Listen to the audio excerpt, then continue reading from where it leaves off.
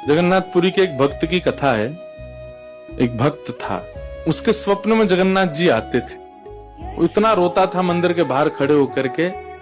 तो ठाकुर जी बोले, तू क्यों रोता है? बोले, आप बस मेरे साथ रहो, मुझे और कुछ नहीं चाहिए, और इस बात का मुझे अनुभव होना चाहिए कि आप मेरे साथ हो। तो भगवान जगन्नाथ जी ने उसको कहा, मैं तेरे साथ हमेशा हूं, और इसका अनुभव तुझे जब करना हो समुद्र की बालू में चलना, और थोड़ी दूर चलने के बाद फिर पीछे देखना, 2 पैरों के निशान तेरे होंगे और तेरे बगल में 2 पैर के निशान मेरे होंगे। उससे तुझे पता चल जाएगा मैं तेरे साथ हूं।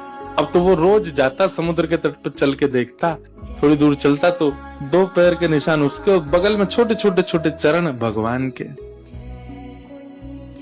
इतना प्रसन्न रहता था। लेकिन ये उसके घर में कोई घटना घटी, माता जी का देहावसन हो गया, बहुत कष्ट में आ गया, इतना पीड़ा में आ गया, रोने लगा, बिलखने लगा। अपनी माँ के जाने के भाव से तुरंत दौड़ करके गया। बोले, मैं मन को शांत करने का एक ही तरीका, पता चले जगन्नाथ जी मेरे साथ।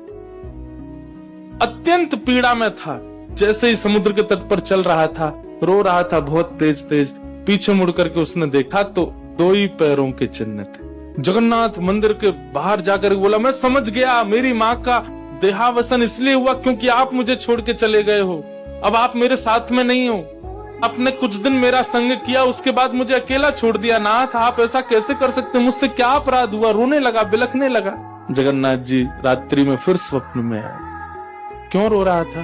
बोले, नाथ, आप मेरे साथ थे हमेशा, और आज आप मेरे साथ नहीं थे। मैंने जाके देखा 2 ही चरण चिन्ह थे, और आज ही मेरी माँ का भगवत धाम गमन हो गया। इसका मतलब आपने मुझे त्याग दिया ना? मुझसे कोई अपराध हुआ है? भगवान बोले, नहीं। तो फिर आज आपके चरण चिन्ह क्यों नहीं थे?